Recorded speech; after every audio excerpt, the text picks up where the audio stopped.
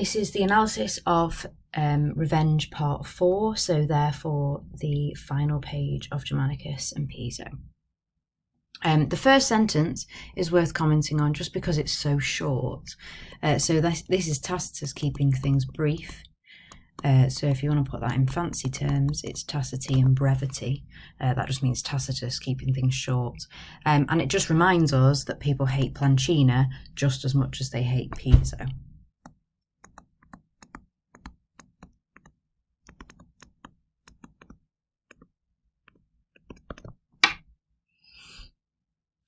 Okay, and then it goes on to describe the actions of Plancina and how she changed her tune a little bit as the court case developed for Piso. So a good word to mention here is sociam, which we've translated as ally. And this is going to emphasise her betrayal because at first, while Piso is hopeful, while there's hope of his acquittal, which is what the spes absolutionis means, hope of his acquittal, she stays on his side, she stays his ally.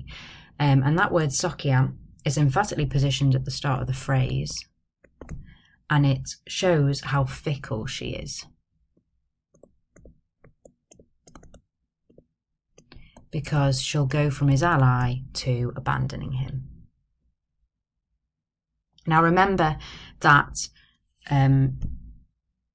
Plancina was friends with Livia, who was the widow of Augustus, the first emperor, and also therefore mother of Tiberius. So at this point, Plancina is on the side of Livia, and Livia is making sure that Plancina stays alive. So she's got a lot going for her. So even if Piso gets into trouble, Plancina abandoning him actually won't really make much difference to her because she knows she's got the support of the emperor's mother. So that's why she's able to go from ally to betrayer so easily, because she knows she'll have that backup there. And we see all the things that Plancina promises Piso while she's in this strong position, and that's emphasised by the verb promittebat, which is emphatically positioned at the end of the phrase, and also in the imperfect tense to show that she kept making these promises. So while everything's hopeful, she says she'll be an ally of whatever fortune he had, so that's quiscumque fortunae, and also that she'd be a committem exitii, a companion in his destruction. And this is quite a shocking phrase. So the shocking phrase here shows that even if he has to be put to death or exiled or whatever his most dramatic punishment is, she will do that with him. She'll be his companion. So this shocking phrase shows how at first she was really dedicated to him.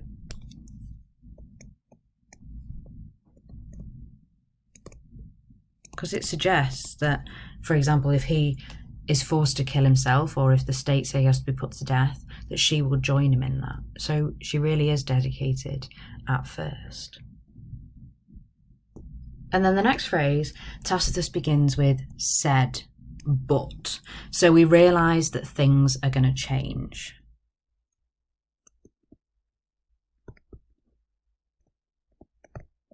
And it makes it seem that she's changing her mind very fast. So the emphatic positioning of said at the start of the phrase, and just the simple use of that word shows that she's going to change her mind very quickly. And he says that she begins to distance herself from her husband. The use of the word marito, husband, shows how shocking this is, because obviously the husband is the one person that she should be sticking by, she should be supporting. So it shows, it emphasises her betrayal. Because it isn't just some random friend, some random supporter, some random guy. It's her husband that she's abandoning here. And note that as soon as she starts to distance herself, this is when Piso starts to lose faith.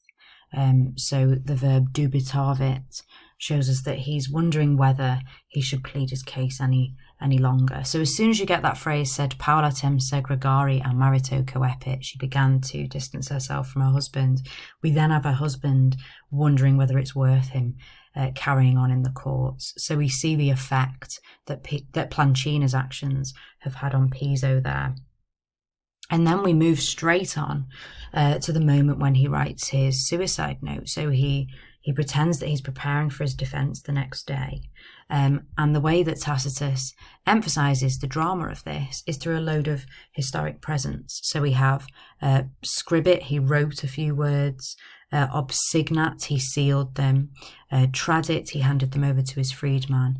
And then the last verb of that sentence, he attended to his usual bodily needs. So literally these words mean he writes, he seals, he hands over, and he attends. We've obviously translated them in the past because they're historic presents, but the present tense in Latin makes it very vivid. So we're seeing his final moments here as if they're happening right now.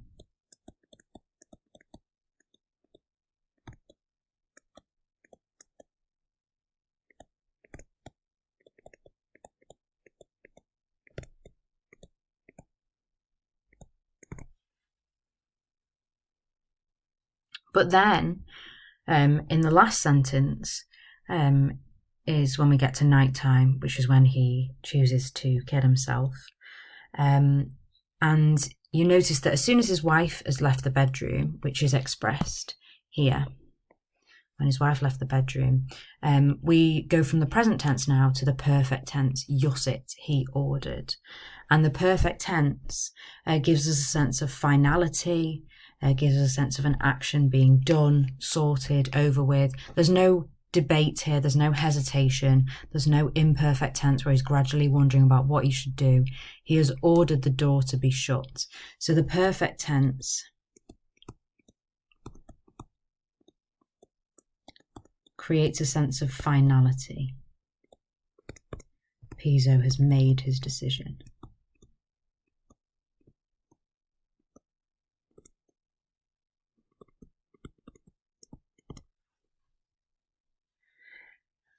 And then the final expression is quite a nice way of Tacitus describing the death of Piso. Well, I say nice, I mean kind of interesting, because we're not told exactly what happens. We're not told all the unpleasant graphic details. We're just told that he was found at dawn with his throat cut and a sword lying on the ground. So he doesn't say Piso killed himself, Piso did this, Piso used a sword, Piso cut his throat. We're just told what the state of affairs was in the morning.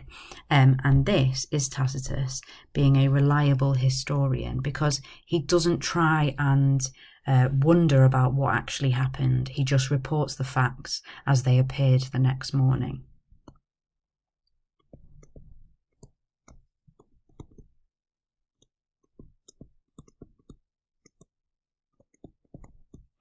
And the description is certainly dramatic. It's still quite shocking that he's found with his throat cut, but at least Tacitus is saying, this is what was found, this was the situation, and you can kind of put the pieces together of what happened between his wife leaving his bedroom and him being found the next morning. But the whole thing is very dramatic, very shocking. Obviously, we go from those vivid historic presents as if it's happening right now to him quickly closing the door, and then the next thing we know is when he's discovered. So the whole thing happens quite quickly.